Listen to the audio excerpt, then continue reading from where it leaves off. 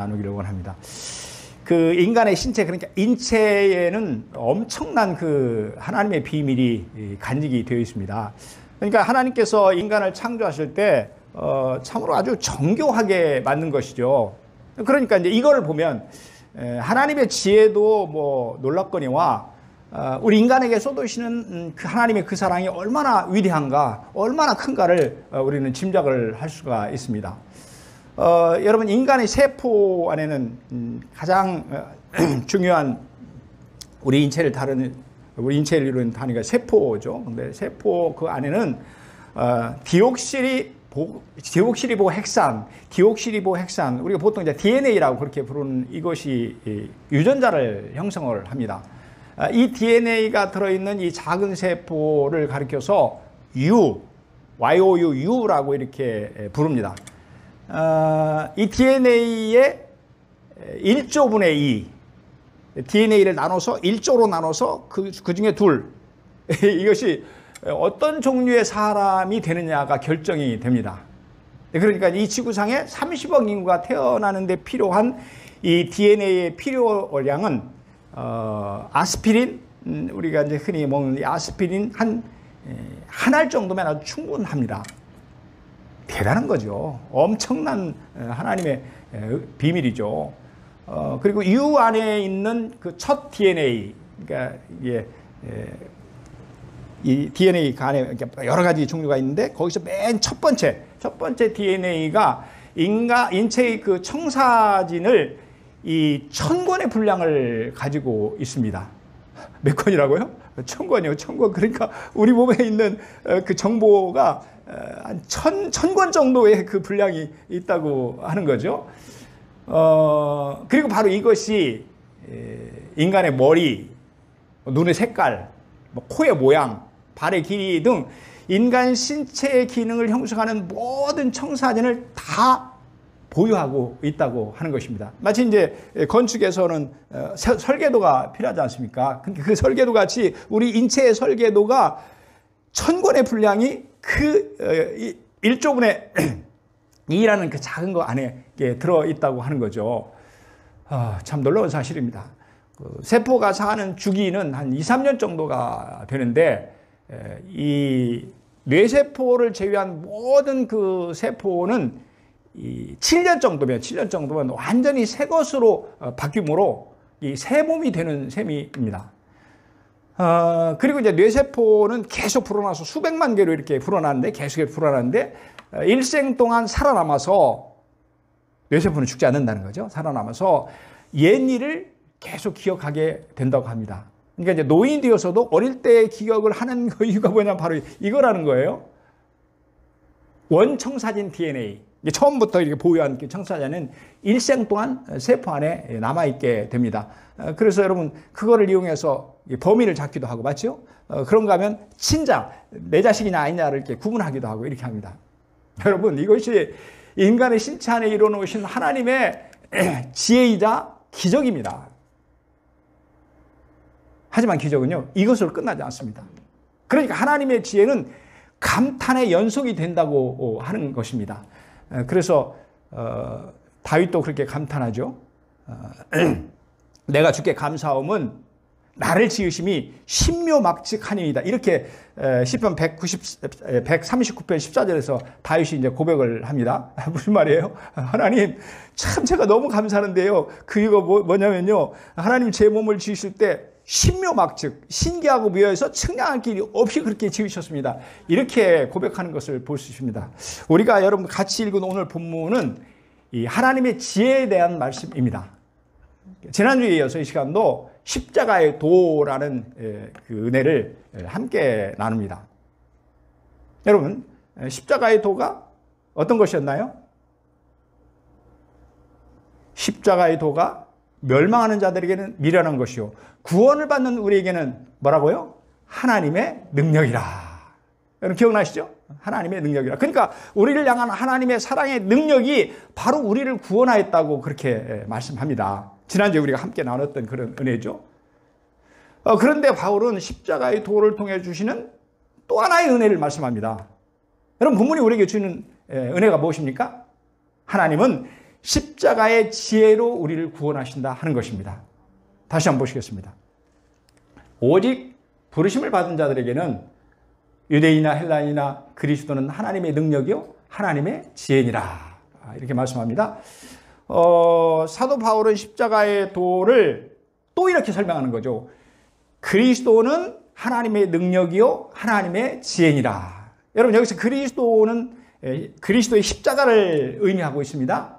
그러니까 십자가의 도는 하나님의 능력일 뿐만 아니고 그것은 하나님의 지혜라고 하는 것입니다. 여러분 지혜를 헤아리기란 그러니까 하나님의 지혜를 우리가 헤아린다는 것은 불가능합니다. 왜냐하면 하나님의 지혜는 너무 깊고 너무 오묘하기 때문에 그렇습니다. 그래서 바울은요 로마서에서 이런 고백을 합니다. 깊도다. 하나님의 지혜와 지식에 부여하며 그의 판단은 측량치 못할 것이며 그의 길은 찾지 못할 것임이로다. 그러니까 그래서 여러분 그래서 그는 전도할 때 자신의 지식을 의지하지 않았습니다. 오직 하나님의 지혜인 십자가를 의지했습니다. 보실까요? 그리스도께서 나를 보내심은 세례를 베풀게 하심이 아니요 오직 복음을 전하게 하려 하심이로되. 우리 같이 읽습니다. 시작. 말의 지혜로 하지 아니함은 그리스도의 십자가가 헛되지 않게 하려 함이라. 사도 바울이 말의 지혜로 하지 아니하였다. 그 이유가 뭐냐? 그리스도의 십자가가 헛되지 않게 하기 위함이다. 여러분 이렇게 사도 바울이 고백을 하고 있습니다. 그는 주께서 오직 복음을 전하게 하시려고 그를 불렀다고 합니다. 전도자로 세워주셨다는 말이죠. 그런데 그는 복음을 전할 때에 뭐라고 말합니까? 말의 지혜로 전하지 아니함은 이렇게 말합니다. 자신이 배운 지혜로 하지 않았다고 합니다. 여러분 그 이유를 뭐라고 합니까? 그리스도의 십자가가 헛되지 않게 하려 함이라. 그러니까 주님의 십자가를 헛되지 않게 하려고 그랬다는 것이죠. 그래서 십자가의 지혜를 헛되지 않게 하기 위함이라고 그는 말합니다. 잘 알려진 대로 여러분 사도 바울은 학식이 많은 자입니다. 그는 당시에 최고의 학부였던 가말리엘의 문화생입니다. 또한 당시에 최고의 학문이라고 그렇게 자부했던 헬라 철학에 능통한 자였습니다. 그러니까요, 그는 얼마든지 말의 지혜로 전할 수가 있었어요. 그럼에도 불구하고 그것은, 그러니까 자기가 하는 말의 지혜는 그리스도의 십자가의 지혜에 비할 바가 아니라는 것입니다. 그러니까 하나님께서는 그리스도의 십자가에 놀라운 지혜를 담아 놓으셨다고 그는 고백하고 있는 것입니다. 여러분 그렇다면 왜 십자가가 하나님의 지혜인가 하는 것입니다. 우리 함께 은혜를 나누면서 우리가 감사해야 될 제목이 뭐냐? 그리스도가 하나님의 십자가인데 그리스도가 하나님의 지혜인데 왜 하나님의 지혜가 되는가 하는 것입니다. 첫째로 십자가는요 하나님의 공의를 이루는 최고의 지혜이기 때문에 그렇습니다. 그러니까 하나님의 공의를 이루는 최고의 지혜가 뭐라는 거예요? 그리스도의 십자가라고 하는 것입니다. 오직 부르심을 받은 자에게는 유대인이나 헬라인이나 그리스도는 하나님의 능력이요 하나님의 지혜니라. 이렇게 말씀하시죠. 요약해보면 오직 부르심을 받은 자들에게 그리스도는 하나님의 지혜니라. 이렇게 말씀합니다. 멸망하는 자들에게 십자가가 어리석은 것처럼 보이지만 오직 부르심을 받은 누굽니까? 저와 여러분에게 그리스도의 십자가는 하나님의 지혜라고 합니다. 여러분 우리가 잘 알고 확실하고 있는 대로 하나님은 사랑의 하나님이십니다. 그분은 자비와 긍휼이 풍성하신 분이십니다. 아멘입니까? 아멘. 하나님은요 태초에 지혜로 천지만물을 창조하십니다. 그리고 흙으로 인간을 정성스럽게 빚으시고 사랑하셨습니다. 창조하신 모든 만물을 하나님을 대신해서 통치할 수 있도록 사람에게 위임하셨습니다. 그리고 하나님은 기쁨의 동산인 에덴에서 그들과 교제하면서 행복하게 살도록 축복하셨습니다. 그럼에도 불구하고 아담과 하와는 하나님 말씀에 불순종함으로 말미암아 범죄하고 맙니다. 그 결과 거룩하신 하나님의 저주의 대상이 되었습니다. 왜냐하면 하나님은 사랑의 하나님과 동시에 모든 자를 심판하시는 공의의 하나님이시기 때문에 그렇습니다. 그러니까 하나님은 사랑의 하나님이기도 하지만 또 한편으로 보면 공의의 하나님, 우리의 조그만 죄도 절대로 용서할 수 없는 거룩하신 하나님이라고 하는 거죠. 결국 죄인은 자신의 죄값으로 죽을 수밖에 없었습니다. 그러자 하나님은 결심하십니다. 내가 저들을 구원해야지. 하지만 여러분, 공의의 하나님이 죄인을 구원하신다는 것은 불가능한 것처럼 그렇게 보였습니다. 그럼에도 불구하고 하나님은 최고의 지혜를 발휘하셨습니다. 그것은 하나님의 독생자에게 인간의 몸을 입혀서 이 땅에 보내주신 것입니다. 하나님의 아들 예수에게 우리의 모든 죄를 덮어 씌워서 그분을 십자가에 못 박아 죽게 하신 것입니다. 그래서 우리를 의인으로 삼으신 것입니다. 이처럼 하나님은 예수님의 십자가로 당신의 공의를 이루셨습니다. 하나님은 그리스도의 십자가의 도를 통해서 저와 여러분을 구원해 주신 것입니다. 이것이 바로 십자가의 도이고 하나님이 죄 가운데 우리를 살리신 최고의 지혜였습니다. 바울은 증언합니다. 나무에 달린 자는 누구나 저주받을 자라고 성서에 기록되어 있듯이 그리스도께서는 우리를 위하여 십자가에 달려 저주받은 자가 되셔서 우리를 율법의 저주에서 구원해 내셨습니다. 갈라디아 3장 13절의 공동번역의 말씀입니다. 당시에는 극악무도한 이 죄인을 예를 들어서 반란죄를 일으킨다든지 강도 중에서 아주 흉악한 그런 강도를 나무에 매달아 죽였습니다. 그리고 사람들은 그런 사람들을 저주받은 자라고 그렇게 불렀습니다. 그런데요, 아무 죄도 없는 그리스도께서 우리의 모든 죄를 대신해서 마치 저주를 받은 자처럼 십자가에 달려 죽으신 것입니다. 그래서 하나님은 주님의 십자가로 우리를 죄의 저주에서 구원해 내신 것입니다. 십자가를 통해서 하나님의 공의를 이루어서 저와 여러분을 살려주신 것입니다. 하나님의 지혜로 우리를 구원해 주셨습니다. 그러므로 여러분, 우리를 구원하신 그리스도의 십자가가 최고의 지혜인 줄로 믿습니다. 왜 십자가가 하나님의 지혜입니까? 첫째는 그리스도의 십자가를 통해서 하나님의 공의를 이루셨다고 하는 거예요. 그래서 우리를 구원해 주셨다고 하는 것이죠. 그 지혜가 바로 최고의 지혜, 하나님의 지혜라고 하는 것입니다. 두 번째는요, 왜 십자가가 하나님의 지혜인가? 십자가는 원수를 아들로 삼는 최고의 지혜이기 때문에 그렇습니다. 오직 부르심을 받는 자들에게는 유대인이나 헬라이나 그리스도는 하나님의 능력이요 하나님의 지혜니라. 아멘. 말씀드린 대로 바울은 그리스도의 십자가가 하나님의 지혜라고 합니다. 인간에게 들어온 여러분 죄의 영향력은 아주 대단했습니다. 죄는요, 인간을 사망의 길로 끌고 갈 뿐만 아니라 거룩하신 하나님과 인간 사이를 갈라놓았습니다. 하나님은 우리를 사랑하셔서 아들로 삼기를 원하셨지만, 간절히 소원하셨지만, 오히려 죄는 하나님과 우리 사이를 원수가 되게 했습니다. 그럼에도 불구하고 하나님께서는 그리스도의 십자가를 통해서 우리와 화목을 이루셨습니다. 우리 에베소서 2장 16절 말씀, 의미를 생각하면서 같이 읽겠습니다. 시작. 또 십자가로 이 둘을 한 몸으로 하나님과 화목하게 하려 하심이라. 원수인 것을 십자가로 소멸하시고. 아멘, 아멘. 또 십자가로 이 둘을 한 몸으로 하나님과 화목하게 하려 하심이라. 원수인 것을 십자가로 소멸하시고. 이렇게 바울은 고백하고 있습니다. 그러니까 하나님은 그리스도의 십자가를 통해서 우리와 한 몸을 이루셨다고 합니다. 그래서 하나님과 화목이 이루어졌습니다. 왜냐하면 원수된 것을 십자가로 소멸하시고 죄로 말미암아 원수가 된 것을 하나님께서는 그리스도의 십자가로 소멸하셨다고 하는 것입니다. 깨끗이 없애버렸다고 하는 것입니다. 이처럼 하나님은 십자가로 원수된 우리를 당신의 아들이 되게 하신 것입니다. 그렇습니다. 십자가는 원수를 아들로 삼으신 하나님의 놀라운 지혜입니다. 하나님의 탁월한 지혜입니다. 하나님의 최고의 지혜인 줄로 믿습니다. 예수님은 원수가 된 저와 여러분을 자녀로 삼고자 하는 이 하나님의 이 지혜, 놀랍고 탁월한 이 지혜를 누가 하셨냐면 예수님이 하셨습니다. 그래서요, 예수님은 십자가에 달리시기 바로 전날 제자들과 함께 유월절 만찬을 가지셨습니다. 유월절 만찬. 우리는 그걸 가르쳐 최후의 만찬이라고 그렇게 부르죠. 그리고 그 만찬 석상에서 제자들에게 포도주를 주시면서 말씀하십니다.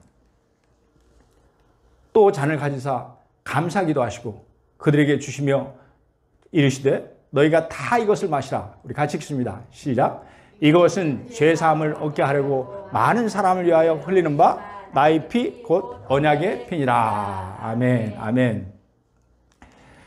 이것은 죄 사함을 얻게 하려고 많은 사람을 위해서 흘리는 바. 무슨 뜻이에요?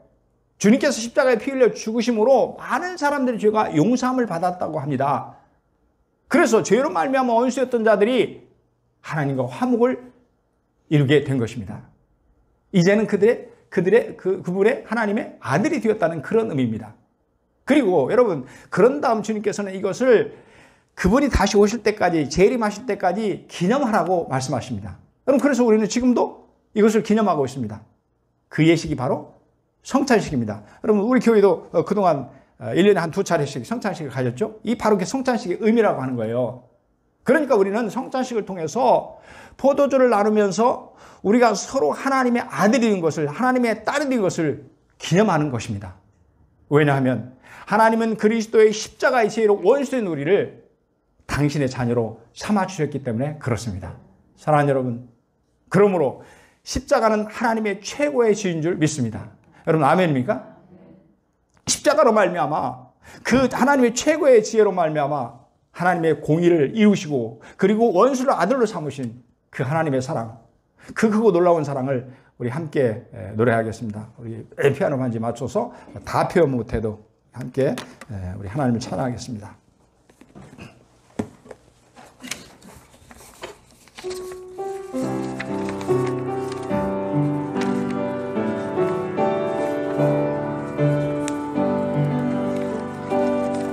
다 표현 못해도 나 표현하리라. 다 고백 못해도 나 고백하리라. 다 할 수 없어도 나 알아가리라. 다 담지 못해도 나 닮아가리라. 다 표현 못해도 나 표현하리라. 다 고백 못해도 나 고백하리라. 다 할 수 없어도 나 알아가리라. 다 닮지 못해도 나 닮아가리라. 그 사랑 얼마나 아름다운지, 그 사랑 얼마나 날 부욕해 하는지, 그 사랑 얼마나 크고 놀라운지, 그 사랑 얼마나 나를 감격하게 하는. 다 표현 못해도 다 표현 못해도 나 표현하리라. 다 고백 못해도 나 고백하리라. 다 알 수 없어도 나 알아가리라. 다 닮지 못해도 나 닮아가리라. 다 표현 못해도 나 표현하리라. 다 고백 못해도 나 고백하리라. 다 알 수 없어도 나 알아가리라. 다 닮지 못해도 나 닮아가리라. 그 사랑 얼마나 아름다운지, 그 사랑 얼마나 날 부욕해 하는지, 그 사랑 얼마나 크고 놀라운지를, 그 사랑 얼마나 나를 감격하게. 다시 한번 고백합니다. 그 사랑, 그 사랑 얼마나 아름다운지, 그 사랑 얼마나 날 부욕해 하는지, 그 사랑 얼마나 크고 놀라운지를, 그 사랑 얼마나 나를 감격하게 하는지. 여러분, 아멘입니까? 여러분, 그렇다고 한다면 십자가로 우리를 구원하신 하나님의 지혜는 어디에서 왔을까요? 그러니까 십자가 지혜, 하나님의 십자가 지혜의 근원이 어디냐 하는 것입니다. 그것은 하나님의 깊고 뜨거운 사랑입니다. 로마서 5장 8절입니다. 우리가 아직 죄인 되었을 때 그리스도께서 우리를 위하여 죽으심으로 하나님께서 우리에 대한 자기의 사랑을 확증하셨느니라. 아멘. 우리가 여전히 죄인이었을 그때에 그리스도께서는 저와 여러분을 위해서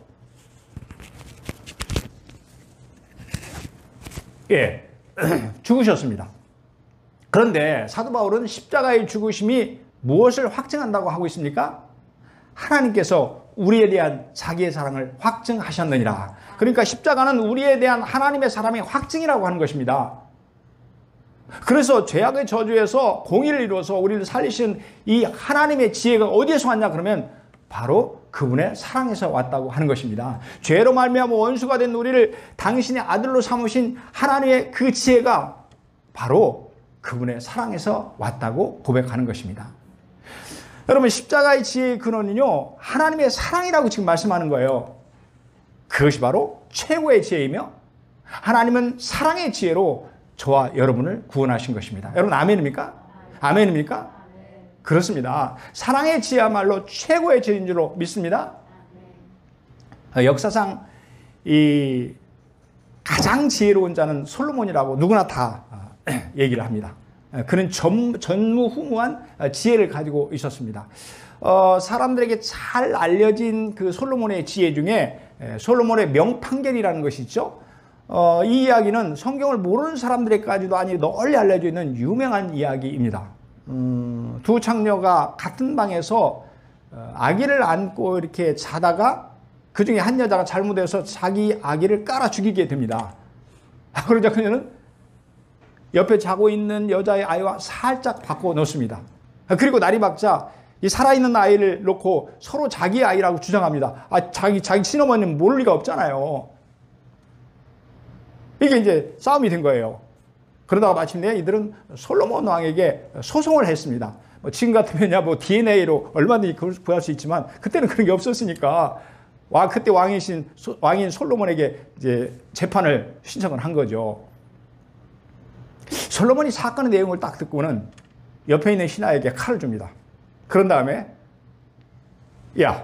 저 살아있는 아이를 둘로 갈라라. 그리고 양쪽에 하나씩 나눠줘라. 그러자 진짜 어머니는 차마 자기 자식을 칼로 자를 수가 없어서 상대 여인에게 아이를 가지라고 합니다. 그리고 그것을 보다 솔로몬은 진짜 어머니를 가려내서 그 여자에게 아이를 돌려주었다는 것입니다. 그래서 이게 아주 유명한 솔로몬의 명판결이죠. 사랑하는 여러분, 이 판결의 핵심이 무엇입니까? 솔로몬의 명판결의 지혜가 어디서 나왔습니까? 그것은 자식을 향한 어머니의 사랑입니다.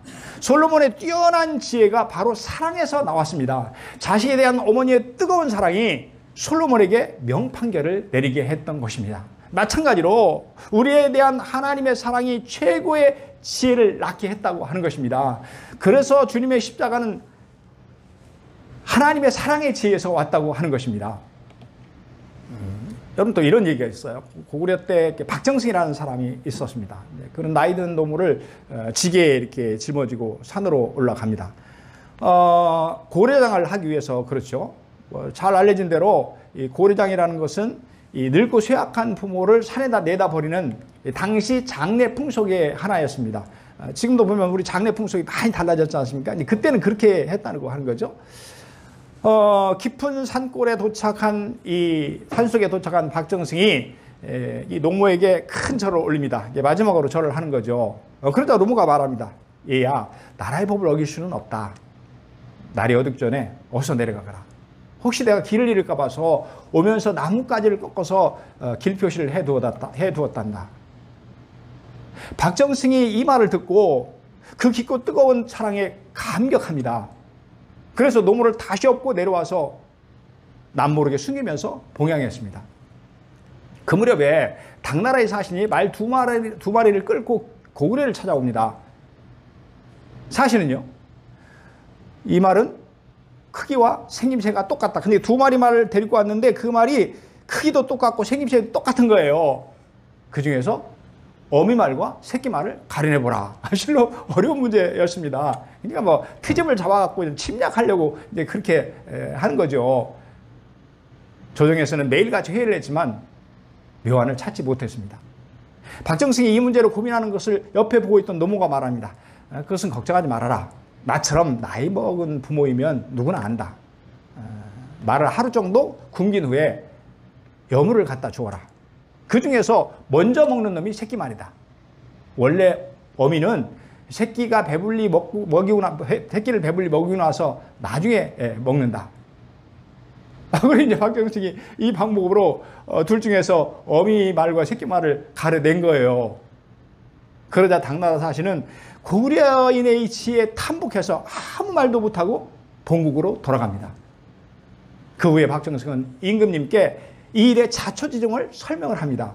그리고 고려장을 철폐할 것을 진언을 합니다. 여러분, 바로 그때부터 고려장이 사라졌다고 합니다. 여러분, 박정승 어머니의 지혜는 참으로 놀라웠습니다. 그렇다면 이 지혜가 어디에서 왔습니까? 그것은 새끼에 대한 어미말의 사랑입니다. 이처럼 사랑은 지혜의 근원이라고 하는 것입니다. 사랑하는 여러분, 하나님은 우리를 사랑하심으로 말미암아 독생자 예수 그리스도의 십자가 사랑의 지혜로 당신의 공의를 이루었습니다. 그리고 예수 그리스도의 십자가 사랑의 지혜로 원수인 우리를 당신의 자녀로 삼아 주셨습니다. 이것이 최고의 지혜인 줄로 믿습니다. 십자가가 최고의 지혜인 줄로 믿습니다. 하나님은 십자가의 크신 지혜로 저와 여러분을 구원해 주신 줄로 믿습니다. 아멘, 아멘. 여러분, 십자가의 지혜로 우리를 구원하신 하나님의 사랑은 새끼에 대한 어미 펠리컨의 사랑과 같습니다. 새 중에서요, 유독 모성애가 강한 새가 있는데 그게 바로 펠리컨이라고 합니다. 펠리컨은 새들 중에서 펠리컨은 먹이가 없으면 자기 가슴살을 뜯어가지고 이렇게 새끼를 먹인다고 합니다. 그리고 병에 걸려서 죽어가는 새끼에게는 자신의 핏줄을 입으로 터트려가지고 그 피를 입에다 넣어준다고 합니다. 그러니까 어미 펠리컨은 자신은 죽어가면서도 새끼를 위해서 기꺼이 자신의 몸을 주는 것입니다. 이처럼 하나님은 최고의 지혜인 십자가의 사랑으로 저와 여러분을 구원해 주셨습니다. 한 부유한 상인이 있었습니다. 그에게는 아들이 하나 있었는데 이 아들이 아주 성실하고 경건한 아들이었습니다. 그래서 아버지의 사랑을 듬뿍 받고 살았죠. 어느 날 상인이 이 종을 데리고 여행을 가다가 불행하게도 도중에서 죽게 되었습니다. 이제 집으로 돌아오기 전에 죽은 거예요. 마지막으로 숨을 거두기 전에 종에게 유언을 남겼는데 이 유언이 뭐냐 그러면 모든 재산을 종에게 준다. 그리고 내 아들은 꼭 한 가지만 가질 수 있다 하는 그런 유언입니다. 이 유언대로 종이 여행에서 돌아와서 아들에게 유언장을 보여줍니다. 그리고 유언장에 있는 대로 그 종의 재산을 다 가지려 했고 아들에게는 그 중에서 한 가지만 선택하라고 말합니다. 아들은 가슴이 찢어질 듯이 아팠습니다. 고민하던 아들이 랍비를 찾아가서 자초지종을 말합니다. 그러자 이 이야기를 들은 랍비가 대답합니다. 당신의 아버지는 정말 사례가 깊은 사람입니다. 죽어가면서 만약 종에게 재산을 아들에게 주라고 그렇게 유언을 했더라면 아마 종은 거짓말을 했거나 유언장을 찢어버렸을 것입니다. 그렇게 되기가 쉽겠죠, 당연히. 그리고 그런 다음에 재산을 가로챌 수도 있었을 것입니다. 그렇게 하지 않게 하신 것은 아버지의 지혜입니다. 그러니 당신은 재판관 앞에 가서 유언장대로 모든 재산을 종이 갖게 하십시오.